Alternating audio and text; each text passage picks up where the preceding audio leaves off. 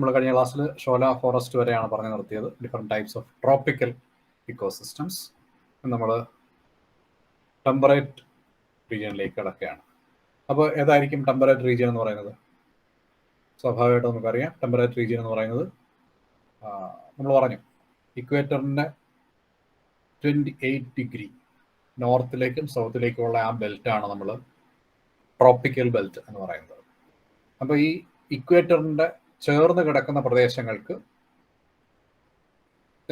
വശങ്ങളിലായി north പോളിലേക്കായാലും south പോളിലേക്കായാലും കാണപ്പെടുന്ന പ്രദേശത്തെയാണ് നമ്മൾ temperate climate എന്ന് പറയുന്നത്.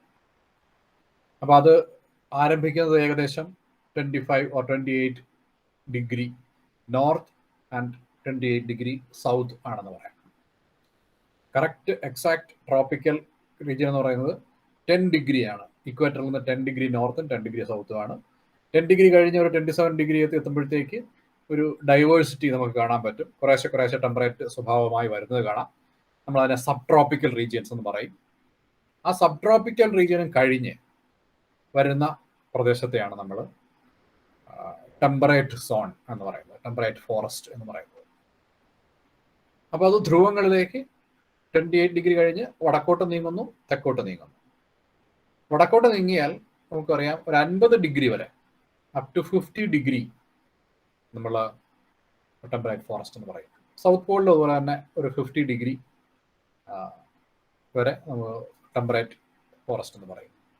പക്ഷെ പ്രത്യേകത എന്താ വെച്ചാൽ, ഒരു വ്യത്യാസം എന്താണെന്ന് വെച്ചാൽ, ഈ 50 ഡിഗ്രിക്ക് ശേഷം 50 ഡിഗ്രി കഴിഞ്ഞ് വരുന്ന ഭാഗത്തെ, അല്ലെങ്കിൽ 50 to 60 ഡിഗ്രി ആ റേഞ്ച് വരുന്ന ഭാഗത്തെ നമ്മൾ വിളിക്കുക ബോറിയൽ ഫോറസ്റ്റ് എന്നാണ്. ബോറിയൽ ഫോറസ്റ്റ് മീൻസ് അവിടെ ഈ കോണിഫറസ് ഫോറസ്റ്റ് ആണ് കൂടുതലായിട്ട് കാണപ്പെടുന്നത്. കോണിഫറസ് ഫോറസ്റ്റ് പിന്നെ അതിലും അഡാപ്റ്റഡ് ആയിട്ടുള്ള എക്സ്ട്രീം പ്ലാന്റ്സേ കാണുന്നുള്ളൂ. ഫ്ലവറിംഗ് പ്ലാന്റ്സ് അഥവാ ബ്രോഡ് ലീവ്ഡ് പ്ലാന്റ്സ് എന്ന് നമ്മൾ സാധാരണ പറയാറുള്ള പ്ലാന്റ്സിന്റെ ഡെൻസിറ്റി അവിടെ വളരെ വളരെ കുറവാണ്. ആ കണ്ടീഷനെയാണ്, കുറച്ചുകൂടെ ധ്രുവ പ്രദേശത്തോട് അടുത്ത പ്രദേശമാണ്, അതുകൊണ്ട് തന്നെ തണുപ്പ് വളരെ കൂടുതലായിരിക്കും. ആ പ്രദേശത്തെയാണ് നമ്മൾ ടൈഗ എന്ന് വിളിക്കുന്നത്, അല്ലെങ്കിൽ ബോറിയൽ ഫോറസ്റ്റ് എന്ന് വിളിക്കുന്നത്. പക്ഷേ ഈ ബോറിയൽ ഫോറസ്റ്റിന്റെ ഒരു ലെയർ നമുക്ക് കാണാൻ പറ്റുന്നത് നോർത്ത് പോളിൽ മാത്രമാണ്, അല്ലെങ്കിൽ നോർത്തേൺ ഹെമിസ്ഫിയറിൽ മാത്രമാണ്. സതേൺ ഹെമിസ്ഫിയറിൽ നമ്മൾ നോക്കിക്കഴിഞ്ഞാൽ, സതേൺ ഹെമിസ്ഫിയറിൽ നമ്മൾ തെക്കേ അറ്റത്തേക്ക് നീണ്ടു കാണപ്പെടുന്നത് ലാറ്റിൻ അമേരിക്കയുടെ തെക്കൻ മുനമ്പാണ്, അല്ലെ, തെക്കൻ പ്രദേശമാണ്. ആ പ്രദേശം പോലും നമുക്കൊരു ടെമ്പറേറ്റ് ഫോറസ്റ്റ് ക്ലൈമറ്റ് ആണ് കാണുക. ബാക്കി പ്രദേശം മുഴുവൻ നോക്കിക്കഴിഞ്ഞാൽ, നമുക്ക് ആ ഗ്ലോബിന്റെ തെക്കൻ ഭാഗം നോക്കിക്കഴിഞ്ഞാൽ, ആ അന്റാർട്ടിക്കൻ പ്രദേശം ഒഴികെ ബാക്കി എല്ലാം സമുദ്രമാണ്.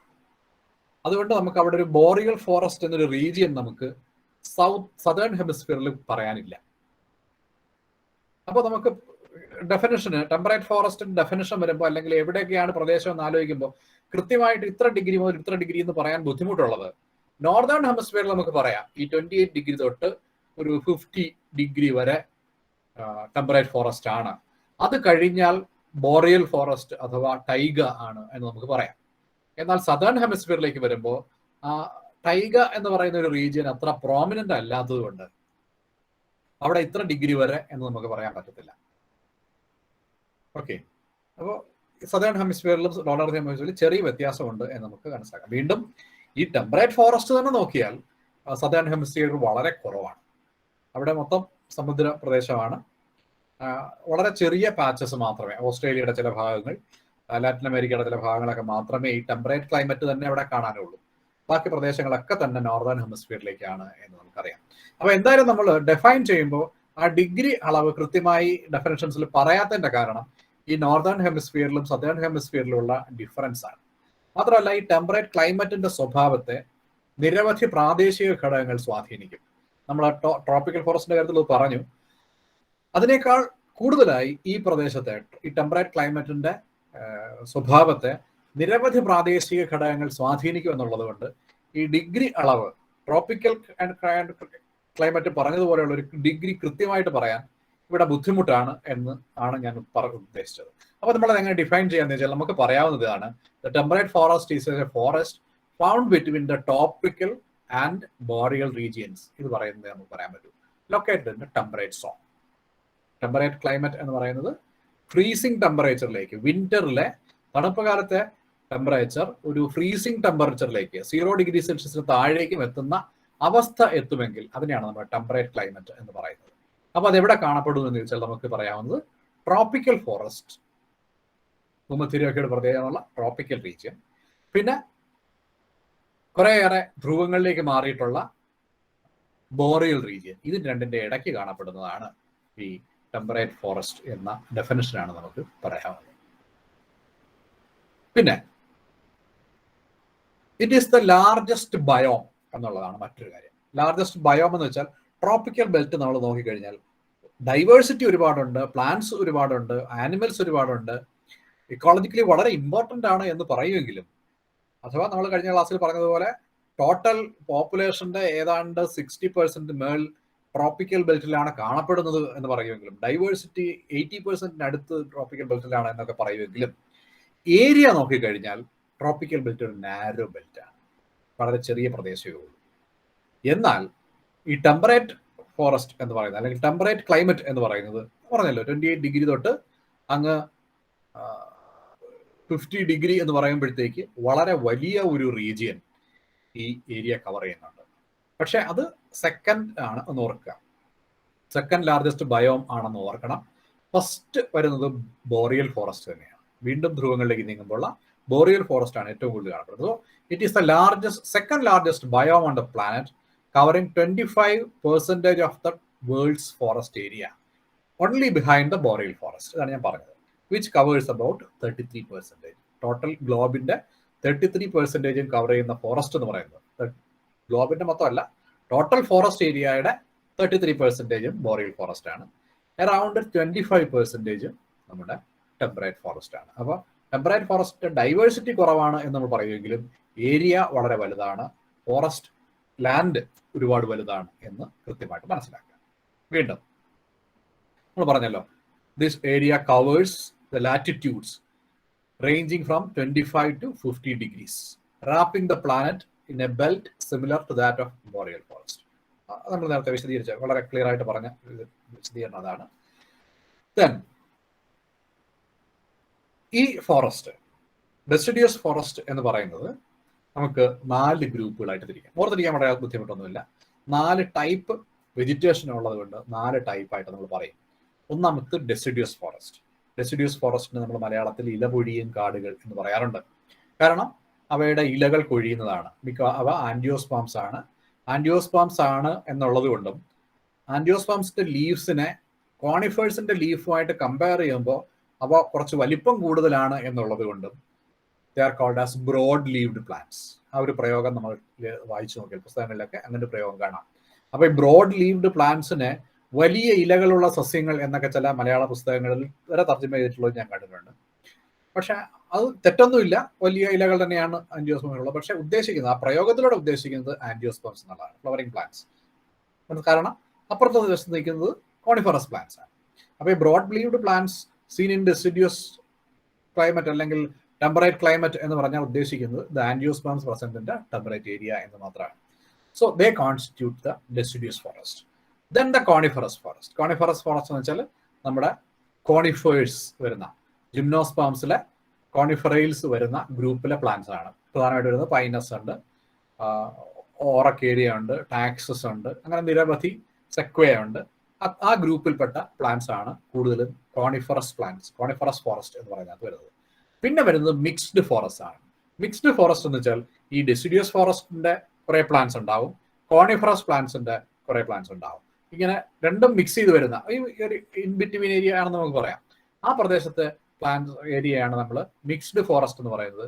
മിക്സ്ഡ് ഫോറസ്റ്റിൽ ബ്രോഡ് ലീവ്ഡ് ജിംനോസ്പേംസും കാണാം എന്ന് പറയാറുണ്ട്. അതായത് ഉദ്ദേശിക്കുന്നതാണ് ഈ ജിങ്കോ തുടങ്ങിയ പ്ലാന്റ്സ്, ജിങ്കോ ബൈലോബ കേട്ടിട്ടുണ്ടാവും നിങ്ങൾ.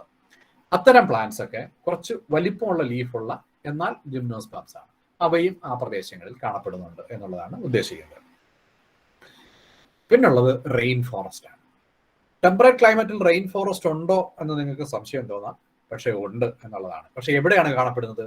ഈ റെയിൻ ഫോറസ്റ്റിന് വേണ്ട ക്ലൈമറ്റ് അല്ല ടെമ്പറേറ്റ് റീജിയൻസിൽ എന്ന് നമുക്കറിയാം. മഴ കുറവാണ്, ഫ്രീസിങ് ടെമ്പറേച്ചർ ഉണ്ട്, ഡ്രൈനെസ് കൂടുതലാണ്, അപ്പൊ പിന്നെ എങ്ങനെയാണ് ഈ റെയിൻ ഫോറസ്റ്റ് എന്ന് ചോദിച്ചാൽ, റെയിൻ ഫോറസ്റ്റ് കൂടുതലും വളരെ നാരോ പാച്ചസ് ആയിട്ട് ജലാശയങ്ങളുടെ സമീപത്താണ് കാണപ്പെടുന്നത്.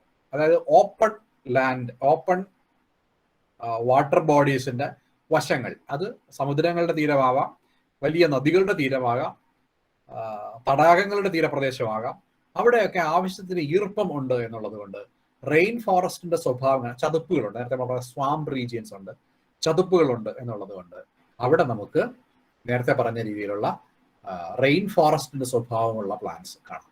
പ്രധാനമായിട്ടും നമുക്ക് പറയാവുന്നത് ജപ്പാന്റെ തീരം, കൊറിയയുടെ തീരപ്രദേശങ്ങൾ, ചൈനയുടെ വടക്കൻ മേഖലയിലെ പ്രധാനപ്പെട്ട റീജിയൻസ്, അവിടെ നിരവധി നദികളുണ്ട്.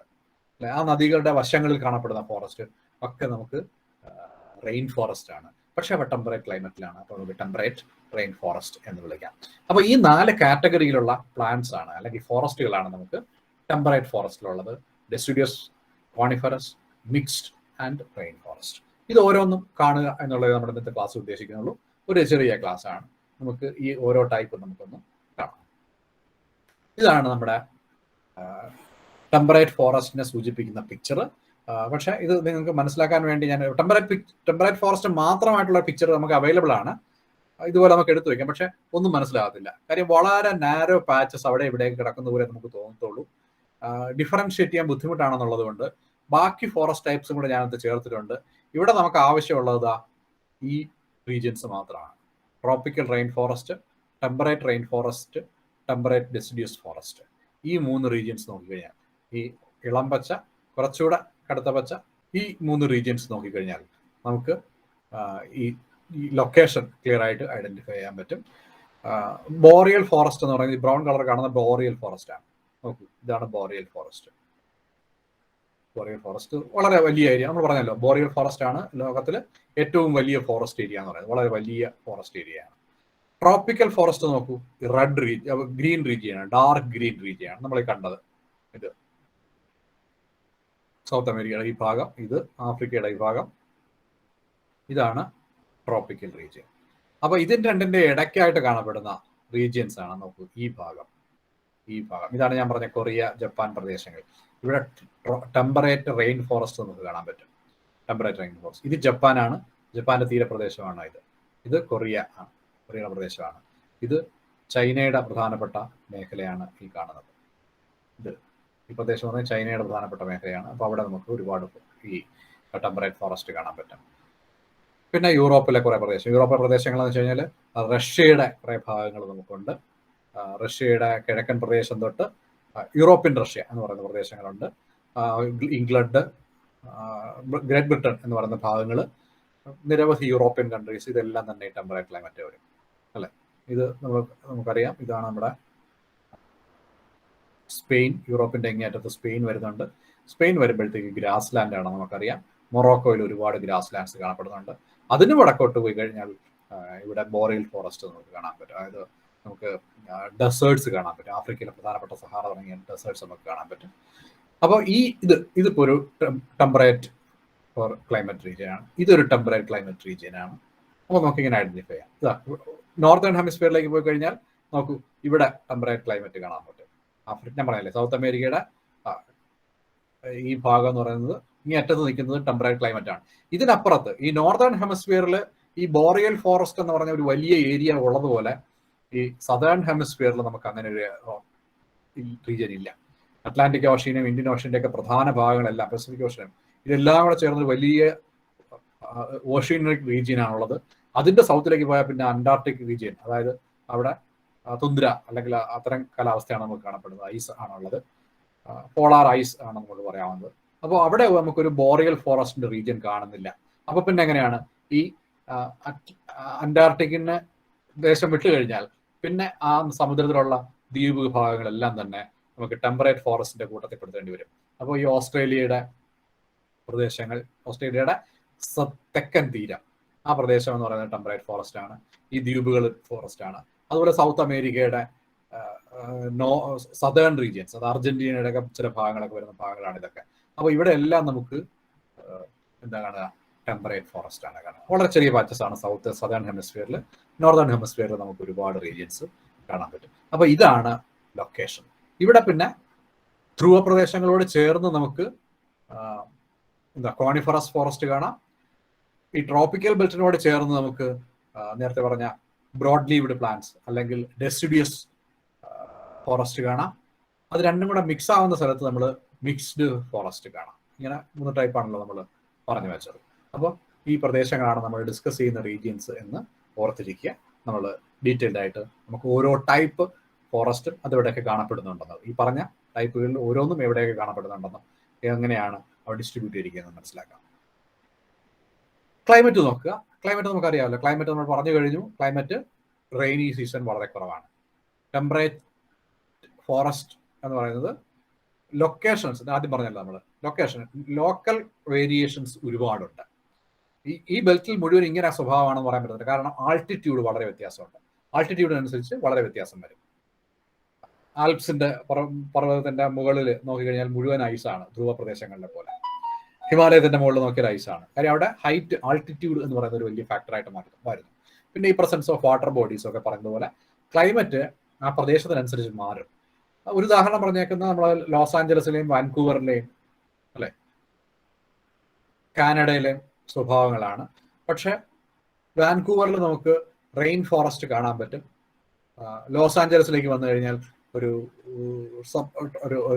സബ് ട്രോപ്പിക്കൽ റീജിയൻസ് നമ്മൾ പറഞ്ഞ ബ്രോഡ് ലീവ്ഡ് പ്ലാന്റ്സ് കൂടുതലായിട്ട് കാണാൻ പറ്റും. പക്ഷെ ഇതെല്ലാം തന്നെ ഒരു ബെൽറ്റിലാണ് കാണപ്പെടുന്നത്. ഈ ലോസ് ആഞ്ചലസിലെ സബ് ട്രോപ്പിക്കൽ നേച്ചറിന് കാരണം അവിടുത്തെ പ്രസൻസ് ഓഫ് സീഷോർ ആണ് എന്ന് നമുക്ക് പറയാം. അതുപോലെ വേറെ ഒരുപാട് കാര്യങ്ങളുണ്ട്. കാറ്റ്, അതിന്റെ ടെമ്പറേച്ചർ തുടങ്ങിയ കാര്യങ്ങളിലൊക്കെ അതിനെ ബാധകമായി തീരുന്നുണ്ട്. അതുപോലെ ടെമ്പറേറ്റ് റീജിയനിൽ നമുക്ക് ഒരുപാട് ഡെസേർട്സ് കാണാൻ പറ്റും. അവിടെയും ഈ വരണ്ട തണുത്ത കാറ്റ് എന്നുള്ളത് ഒരു വലിയ ഫീച്ചറാണ്. സമുദ്രമുണ്ട്, പക്ഷെ അവിടെ തണുത്ത അന്തരീക്ഷമാണ്. അതുകൊണ്ട് തന്നെ അവിടെ നിന്ന് വരുന്ന കാറ്റിന് ഈർപ്പത്തിന്റെ അളവ് കുറവാണ്. അതുകൊണ്ട് തന്നെ മഴ ഉണ്ടാവുന്നില്ല, ഡ്രൈ ആയിട്ടുള്ള വിൻഡാണ് വരുന്നത്. അപ്പോൾ അത് മരുഭൂമിയായി മാറുന്നു ആ പ്രദേശങ്ങളിൽ. നമുക്ക് സിറോഫൈറ്റിക് കണ്ടീഷൻസ് പറയുമ്പോൾ പറയാം. അപ്പോൾ റെയിൻ വളരെ കുറവാണ് ഈ ടെമ്പറേറ്റ് റീജിയനിലും എന്നുള്ളതാണ് അത് പറഞ്ഞത്. അതുപോലെ ഏറ്റവും പ്രധാനപ്പെട്ട സ്വഭാവം എന്ന് പറയുന്നത് 3ാമത്തെ പാരഗ്രാഫ് പറഞ്ഞേക്കുന്നത് ടെമ്പറേച്ചർ എന്ന് പറയുന്നത്. ടെമ്പറേറ്റ് ഫോറസ്റ്റിലെ വിന്ററുകളിൽ ടെമ്പറേച്ചർ ഫ്രീസിങ് ടെമ്പറേച്ചറിലേക്ക് എത്തും. പലപ്പോഴും ഫ്രീസിങ് താഴെ 0 ഡിഗ്രിക്ക് താഴെ എത്തും. പക്ഷെ എപ്പോഴും അങ്ങനെ സംഭവിക്കണമെന്നില്ല. ബോറിയൽ ഫോറസ്റ്റിലേക്ക് സംഭവിക്കുന്നത് പോലെ അത്രയും തണുപ്പ് വരുന്നില്ല. എങ്കിലും ബിലോ 0 ഡിഗ്രി സെൽഷ്യസ് വർഷത്തിന്റെ കുറച്ച് സമയമെങ്കിലും ഉണ്ടാകും എന്നുള്ളത് നമുക്ക് നിർബന്ധമായിട്ട് പറയാം. അതുപോലെ തന്നെ ഈസ്റ്റേൺ കോസ്റ്റിൽ വരുന്ന ഫോറസ്റ്റ്, ഈസ്റ്റേൺ കോസ്റ്റ് എന്ന് പറയുമ്പോൾ നോക്കണം, ഇവിടെയാണ് നമ്മൾ നേരത്തെ പിക്ചർ കണ്ട ഈ കോസ്റ്റ് ആണ് നമ്മൾ ഈസ്റ്റേൺ കോസ്റ്റ് എന്ന് ഉദ്ദേശിക്കുന്നത്. ഈ eastern coast, eastern coast how winters that often reach below eastern coast retain their deciduous nature largely due to the excessive freezing days. അപ്പോൾ അതൊരു ഒരു സമ്മറിന് തുല്യമായ അവസ്ഥയാണ്. കാരണം അവിടെ ഫ്രീസ് ചെയ്ത് കഴിഞ്ഞാൽ ഒരു ഫിസിയോളജിക്കൽ ഡ്രൈനെസ് എന്നൊക്കെ നമ്മൾ പറയാറുള്ള ഒരു ഡ്രൈനെസ് പ്ലാന്റ്സിന് ഫീൽ ചെയ്യും.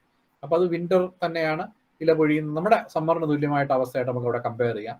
കാരണം absorption of water, availability of water ഒക്കെ കുറവായിരിക്കും. സോ അവിടുത്തെ ലൈഫ് ആക്ടിവിറ്റി കുറവായിരിക്കും എന്നായിരിക്കും നമുക്ക് പറയാവുന്നത്. അതുപോലെ southern cost of British area എന്ന് പറയുന്നത്, അതായത് യൂറോപ്പിന്റെ പടിഞ്ഞാറൻ പ്രദേശമായിട്ട് വരുന്നത് അല്ലെ, യൂറോപ്പിന് കുറച്ചുകൂടെ പടിഞ്ഞാറോട്ട് മാറി കാണപ്പെടുന്ന പ്രദേശങ്ങൾ. ആവറേജ് വിന്റർ എന്ന് പറയുന്നത് ഫ്രീസിങ്ങിന് തൊട്ട് മുകളിലായിരിക്കും പലപ്പോഴും. പക്ഷെ അവിടെ എവർഗ്രീൻ ഫോറസ്റ്റ് ആണ് കാണപ്പെടുന്നത്. കാരണം എന്താണ്? അവിടുത്തെ വാം വിൻഡും അവിടുത്തെ ഓഷ്യന്റെ സ്വഭാവമാണ്. അവിടുത്തെ ചില വിൻസും വാട്ടർ കറൻസും ഓഷ്യാനിക് കറൻസും അവിടെ ആ ഏരിയയെ കുറച്ചുകൂടെ വാം ആക്കി നിർത്തുന്നു. നമ്മളത് പലപ്പോഴും പറയാറുള്ളതാണ്. ഇംഗ്ലണ്ട് എന്ന് പറയുന്നത് മനുഷ്യന് ജീവിക്കാൻ പറ്റാത്ത കാലാവസ്ഥയുള്ള പ്രദേശമായി തീരേണ്ടതായിരുന്നു ഈ വാം വിൻസ് ഇല്ലായിരുന്നുവെങ്കിൽ എന്നുള്ളത്, ഓഷ്യാനിക് കറൻസ് ഇല്ലായിരുന്നുവെങ്കിൽ എന്ന് പലപ്പോഴും നമ്മൾ പറയാറുണ്ട്. കാരണം അതുകൊണ്ടാണ് അവിടെ നമുക്കൊരു വാം ടെമ്പറേച്ചർ, എബവ് ഫ്രീസിംഗ് ടെമ്പറേച്ചറിലേക്കുള്ള ക്ലൈമറ്റ് നമുക്ക് ബ്രിട്ടീഷ് കൊളംബിയ പ്രദേശത്ത് കിട്ടുന്നത്. അപ്പോൾ ഇതൊക്കെയാണ് എൻ്റെ ക്ലൈമാറ്റിക് ഫാക്ടേഴ്സ്. നമ്മൾ പറഞ്ഞ പ്രധാനമായിട്ട് പോയിന്റ് എന്താണ്? ക്ലൈമറ്റ് കൃത്യമായിട്ട് നമ്മൾ ട്രോപ്പിക്കൽ എൻവയോൺമെന്റ് പറഞ്ഞതുപോലെ ഇത്ര സെന്റിമീറ്റർ മഴ, ഇത്ര സെന്റിമീറ്റർ, ഇത്ര period temperature, range from this temperature to this temperature എന്നൊക്കെ പറയാൻ വളരെ ബുദ്ധിമുട്ടാണ്. ഓർക്കാവുന്ന ഇത്ര കാര്യമുള്ളൂ, വിന്റർ സിവിയർ ആണ്. അത് ചില സ്ഥലങ്ങളിൽ എക്സ്റ്റെൻഡ് ചെയ്യും, ചില സ്ഥലങ്ങളിൽ എക്സ്റ്റെൻഡ് ചെയ്താന്ന് വരും.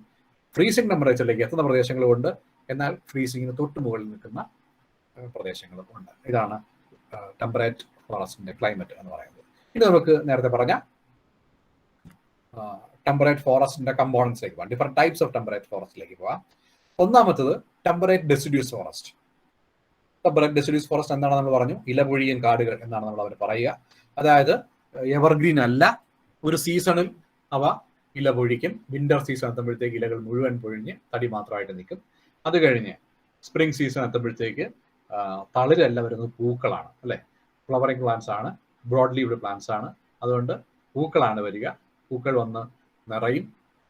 അത് കഴിഞ്ഞിട്ടാണ് അടുത്ത തളിരിലകൾ വന്ന് അടുത്ത സീസണിൽ സമ്മർ അവസാനമാകുമ്പോഴത്തേക്ക് വീണ്ടും ഗ്രീൻ എന്ന് പറയുന്ന സംഭവം ഉണ്ടാവും. ഇത് റിപ്പീറ്റ് ചെയ്യും, സൈക്കിൾ ചെയ്യും. അപ്പോൾ ഇതാണ് ഡെസിഡ്യൂസ് ഫോറസ്റ്റ് എന്ന് പറയുന്നത്. അത് എവിടെയൊക്കെയാണ് കാണപ്പെടുന്നത് വെച്ചാൽ നമുക്ക് പറയാം യൂറോപ്പ് മുഴുവൻ അങ്ങനെ തന്നെയാണ്.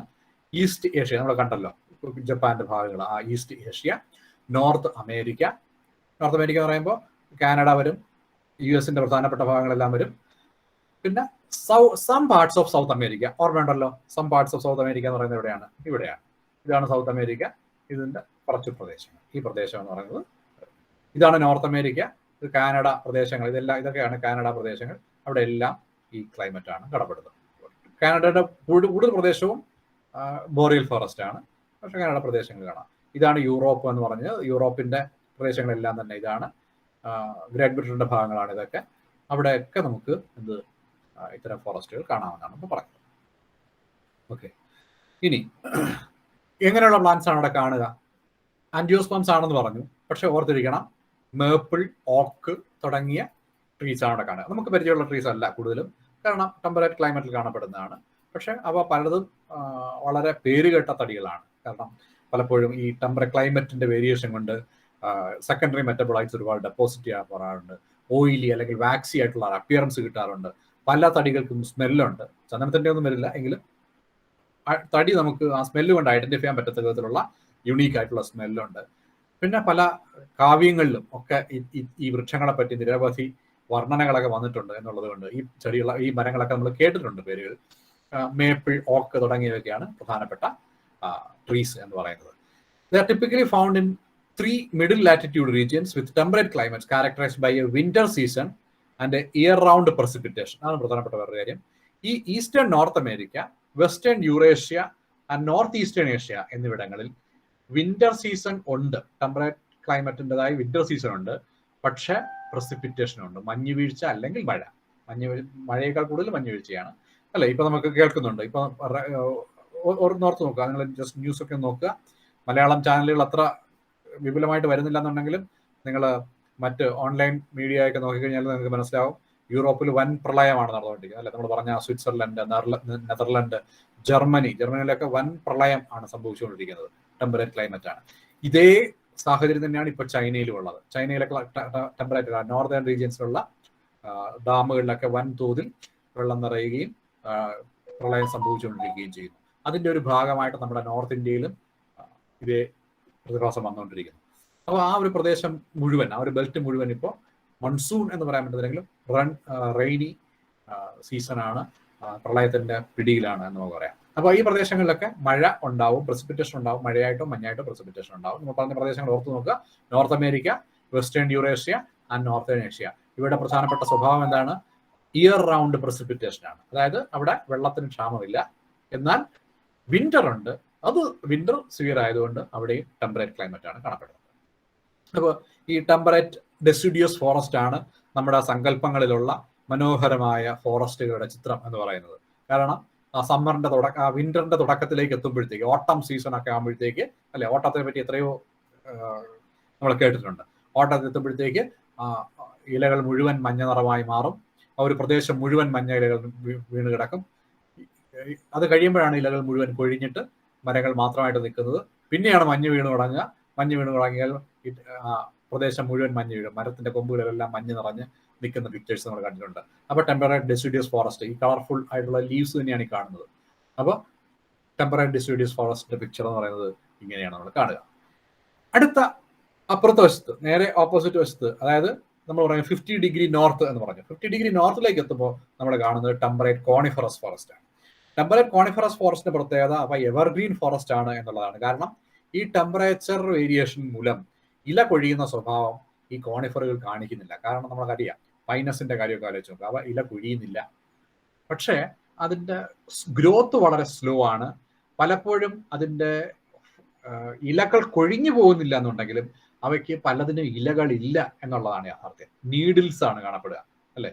ഒരു ലാമിന എന്ന് പറയുന്നത് നമുക്ക് കാണാൻ പറ്റത്തില്ല. പക്ഷെ പ്ലാന്റ് ഗ്രീൻ ആയിരിക്കും എപ്പോഴും. അതുകൊണ്ടാണ് നമ്മൾ എവർഗ്രീൻ കോണിഫറസ് ഫോറസ്റ്റ് എന്ന് പറയുന്നത്. പ്ലാന്റിന്റെ അപ്പിയറൻസിൽ അവ ഗ്രീൻ ആയിരിക്കും, പക്ഷെ പലപ്പോഴും അവ ശരിക്കുള്ള ലീവ്സ് അല്ല, മോഡിഫൈഡ് ലീവ്സ് ആണ്. സ്റ്റൊമാറ്റോയുടെയൊക്കെ എണ്ണം കുറവായിരിക്കും.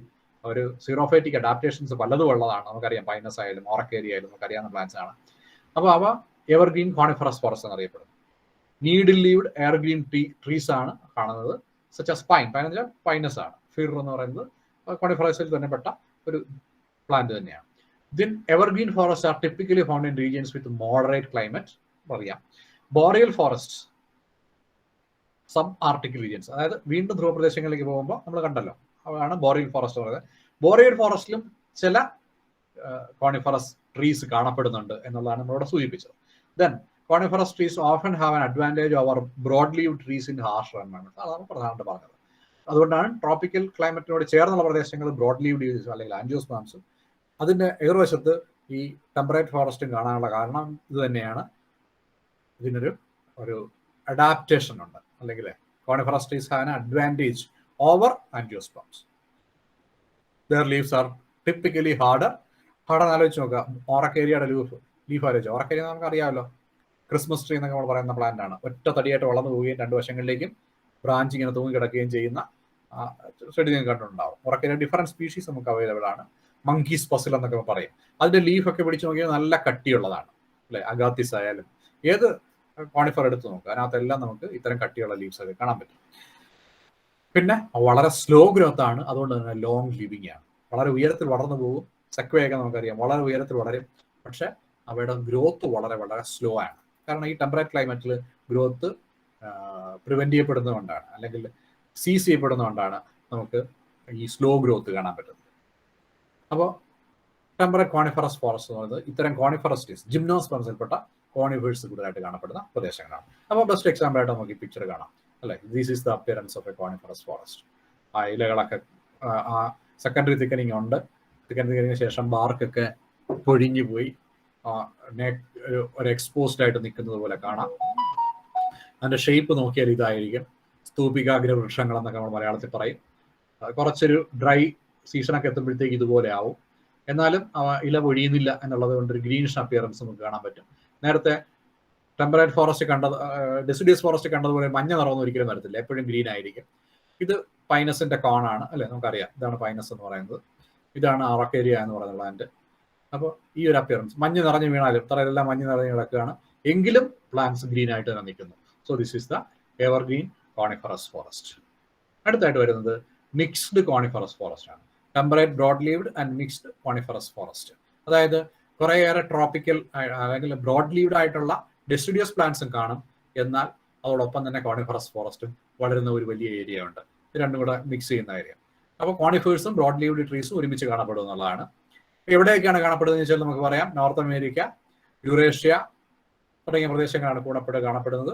ഏതൊക്കെ ട്രീസ് ഉണ്ടെന്ന് ചോദിച്ചാൽ നമുക്ക് ഫിർ ഉണ്ട്, ഓക്ക് ഉണ്ട്, മേപ്പിൾ ഉണ്ട്, നേരത്തെ പറഞ്ഞ പ്ലാന്റ്സ്, ബിർച്ച് ഉണ്ട്, പോപ്പുലർ ഉണ്ട്. ഇതിന്റെ എല്ലാം പിക്ചേഴ്സ് ഞാൻ ഇപ്പൊ നമുക്ക് ഓരോന്നും പടം കാണിച്ചിട്ട് ഇതാണ് ആ പ്ലാന്റ് എന്ന് പറയാനുള്ള സമയമില്ലാത്തതുകൊണ്ട് ഞാനിപ്പോൾ അതിലേക്ക് പോകുന്നില്ല.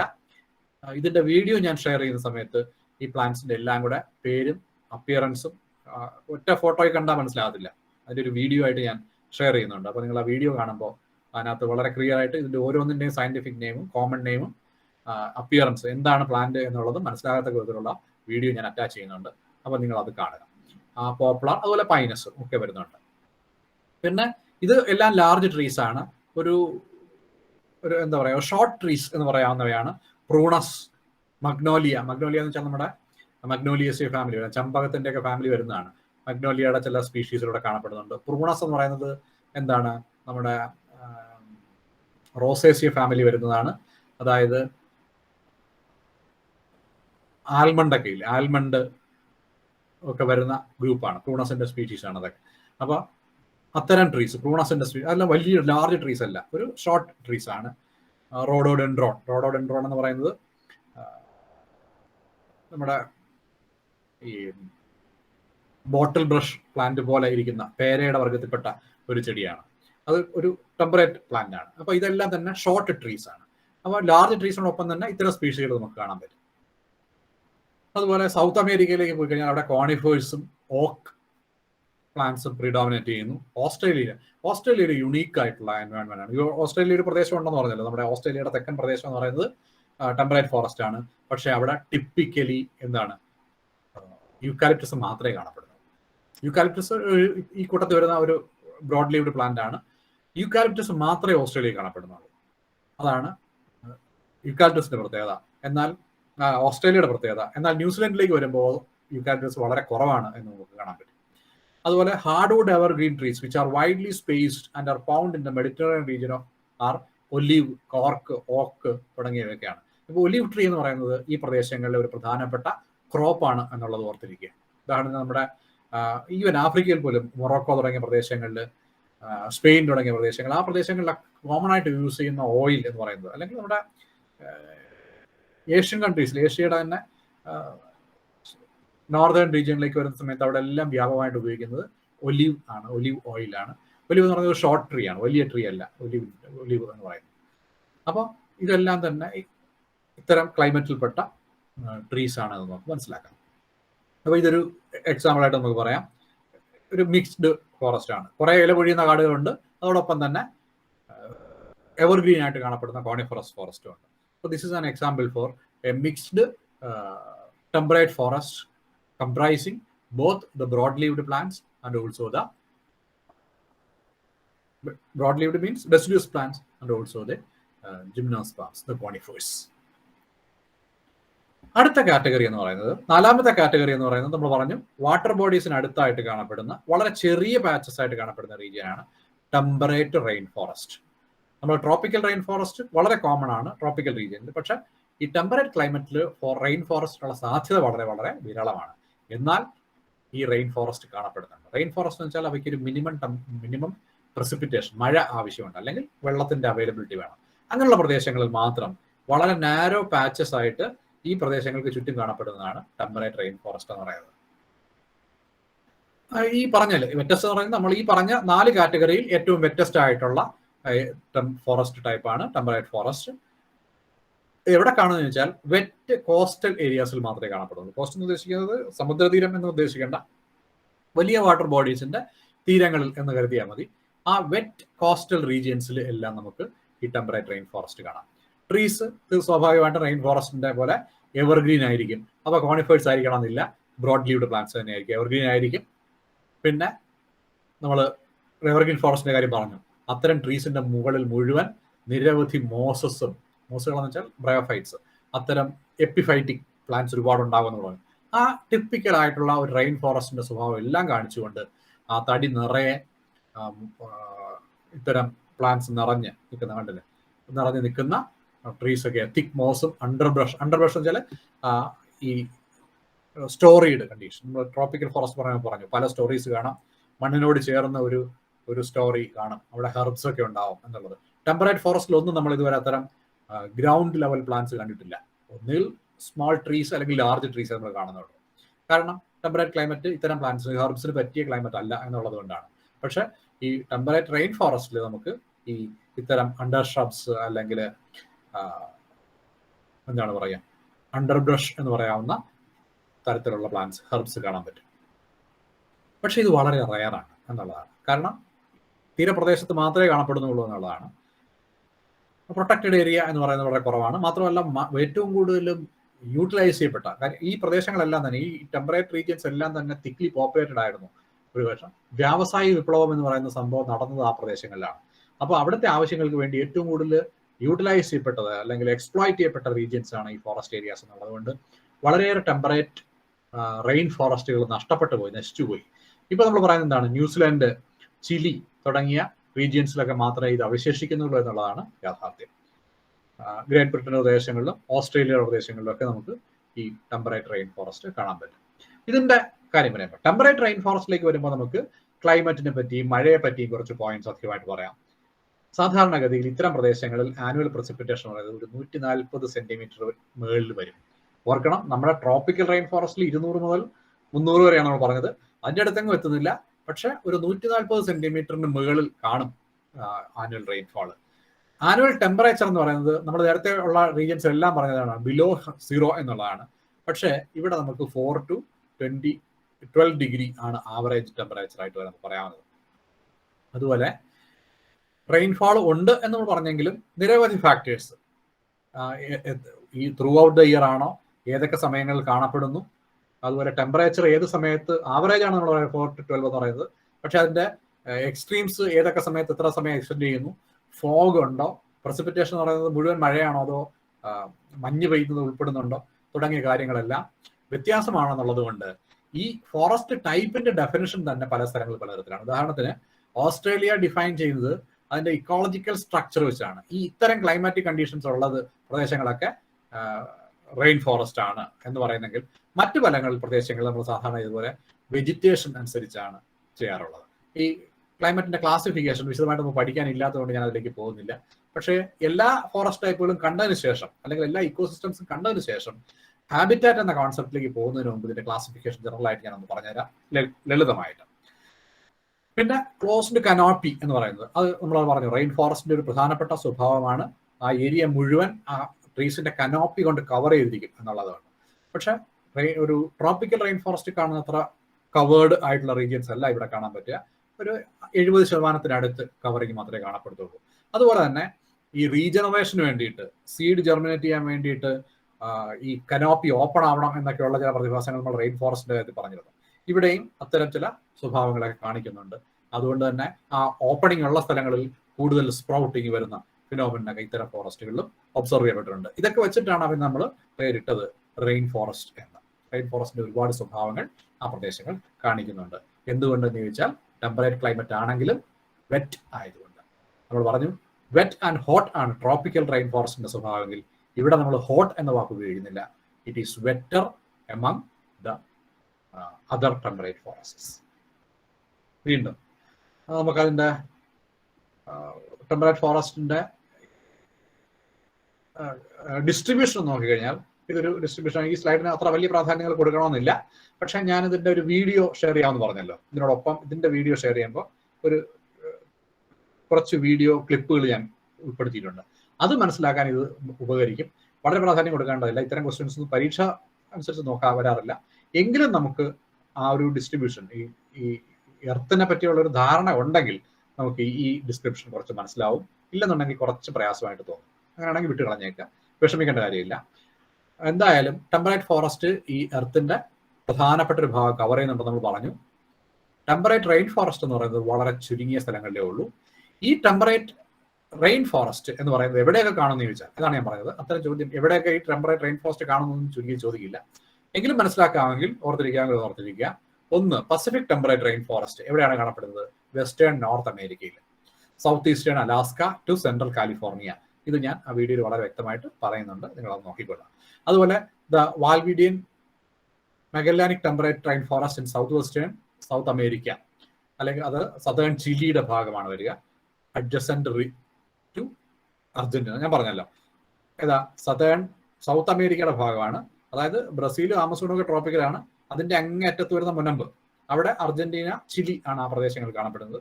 അവിടെ നമുക്ക് ഈ എന്ത് കാണാം? ടെമ്പറേറ്റ് റെയിൻ ഫോറസ്റ്റ് കാണാം. അതുപോലെ pockets of rain forest in north western Europe.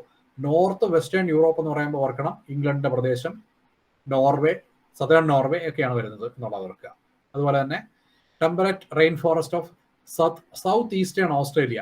നമ്മൾ പറഞ്ഞല്ലോ ഓസ്ട്രേലിയയുടെ തെക്കൻ തീരത്ത്, അത് തെക്ക് കിഴക്കൻ വേണമെങ്കിൽ പിക്ചർ നമുക്ക് നോക്കാം. ഇതാണ് നമ്മൾ പറഞ്ഞ സ്ഥലം. ഈ പ്രദേശം ഓസ്ട്രേലിയയുടെ തെക്ക് കിഴക്കൻ പ്രദേശം. ഈ പ്രദേശമൊക്കെ ഓസ്ട്രേലിയയുടെ ഭാഗമായിട്ട് വരുന്നതാണ്. ഈ പ്രദേശത്തെ പറ്റിയാണ് നമ്മൾ പറയുന്നത്.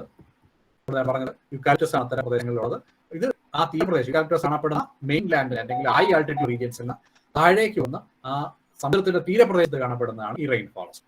അതുപോലെ ന്യൂസിലാൻഡ് ടെമ്പറേറ്റ് റെയിൻ ഫോറസ്റ്റ്, ന്യൂസിലാൻഡിന്റെ western coast, south islands west coast എന്ന് പറയുന്നത്. അതുപോലെ തന്നെ ഈ പ്രദേശങ്ങളെല്ലാം തന്നെ നമുക്ക് ടെമ്പറേറ്റ് റെയിൻ ഫോറസ്റ്റുകൾ കാണാവുന്ന ദേശമാണ്. അതുപോലെ ഈസ്റ്റേൺ ഏഷ്യയിലേക്ക് വരുമ്പോഴത്തേക്ക് റഷ്യയുടെ ഈസ്റ്റേൺ ഭാഗം അല്ലെ, ഏഷ്യയുടെ ഭാഗമായിട്ടുള്ള റഷ്യ ഉണ്ട്. റഷ്യ യൂറോപ്പിലും ഏഷ്യയിലായിട്ടാണ് കിടക്കുന്നത്. അതിൽ റഷ്യൻ ഫാർ ഈസ്റ്റ് റീജിയൻസ്, ആ പ്രദേശങ്ങളിലൊക്കെ നമുക്ക് ഈ ഫോറസ്റ്റ്, റെയിൻ ഫോറസ്റ്റ് കാണാൻ പറ്റും. അതുപോലെ തന്നെ ഈസ്റ്റേൺ നോർത്ത് അമേരിക്ക, വീണ്ടും കറങ്ങി അപ്പുറത്തേക്ക് പോകുമ്പോൾ നോർത്ത് അമേരിക്കയിൽ പ്രസിപ്പിറ്റേഷൻ കൂടുതലായതുകൊണ്ട്, സ്നോ ഉള്ളത് കൊണ്ടും കോണിഫറസ് ഫോറസ്റ്റിനേക്കാൾ ഉപരിയായിട്ട് നമുക്ക് അതിന്റെ തീരപ്രദേശങ്ങളിൽ ഈ റെയിൻ ഫോറസ്റ്റ് കാണാം. വീണ്ടും നമ്മുടെ ഏഷ്യൻ പ്രദേശങ്ങളിലേക്ക് വന്നു കഴിഞ്ഞാൽ ചൈനയുടെ പ്രദേശങ്ങൾ, അവിടെ നല്ല വലിയ നദികളുണ്ട് എന്നുള്ളത് കൊണ്ടാണ് അവിടെ റെയിൻ ഫോറസ്റ്റ് കാണപ്പെടുന്നത്. അതുപോലെ തന്നെ നോർത്ത് കൊറിയയുടെ ഭാഗങ്ങൾ, ജപ്പാന്റെ തീരപ്രദേശങ്ങൾ, ആ പ്രദേശങ്ങളിലൊക്കെ നമുക്ക് റെയിൻ ഫോറസ്റ്റ് കാണാൻ പറ്റും എന്നുള്ളതാണ്. അപ്പോൾ ഈ ഡയഗ്രാം എന്ന് പറയുന്നത് നമ്മുടെ ടെമ്പറേറ്റ് റെയിൻ ഫോറസ്റ്റ് മാത്രം കാണിച്ചിട്ടുള്ള ഭാഗമാണ്. ഞാൻ പറഞ്ഞല്ലോ, ഈ പ്രദേശങ്ങൾ നോക്കുക, ഇത് ചൈനയുടെ ഭാഗമാണ്. ഇവിടെ വരുമ്പോഴത്തേക്ക് കൊറിയ, ജപ്പാൻ പ്രദേശമായി കഴിഞ്ഞു. പിന്നെ ഇങ്ങോട്ട് വന്നു കഴിഞ്ഞാൽ ഇതാണ് ഈസ്റ്റേൺ റഷ്യ എന്ന് പറഞ്ഞത്. ഈസ്റ്റേൺ റഷ്യ, യൂറോപ്പിന്റെ പ്രദേശങ്ങൾ, പിന്നെ നമ്മൾ പറഞ്ഞ ഓസ്ട്രേലിയയുടെ തീരപ്രദേശം അല്ലെ, തെക്ക് കിഴക്കൻ ഓസ്ട്രേലിയ പ്രദേശങ്ങൾ, ന്യൂസിലാൻഡിന്റെ പ്രദേശങ്ങൾ. അതുപോലെ ഇവിടെ വരുമ്പോഴാണ് നമുക്ക് ആഫ്രിക്കയുടെ തെക്കേ അറ്റത്തെ പ്രദേശങ്ങൾ. അവിടുത്തെ തീരപ്രദേശം മാത്രമാണ്, ടെമ്പറേറ്റ് റെയിൻ ഫോറസ്റ്റ് മാത്രമാണ് നമ്മൾ പറയുന്നത്. അപ്പോൾ അർജന്റീനയുടെ തീരം വരും, ചിലിയുടെ തീരം വരും. അതുപോലെ ഈസ്റ്റേൺ അമേരിക്ക, US-ന്റെ പ്രദേശങ്ങൾ. ഇത് ഗ്ലോബാണ്, ഓർത്തിരിക്കുക അല്ലെ. അപ്പോൾ ഇത് പടിഞ്ഞാറ് എന്ന് പറയുമ്പോൾ ഈ നോർത്ത് അമേരിക്കയുടെ ഈ തീരം എന്ന് പറയുന്നത്, പസഫിക് ഓഷന്റെ ഭാഗമായിട്ട് വരുന്ന ഈ തീരം എന്ന് ഓർത്തിരിക്കണം. അപ്പോൾ ഇവിടങ്ങളിലൊക്കെ ഈ പാച്ചസ് ആയിട്ടാണ് നമുക്ക്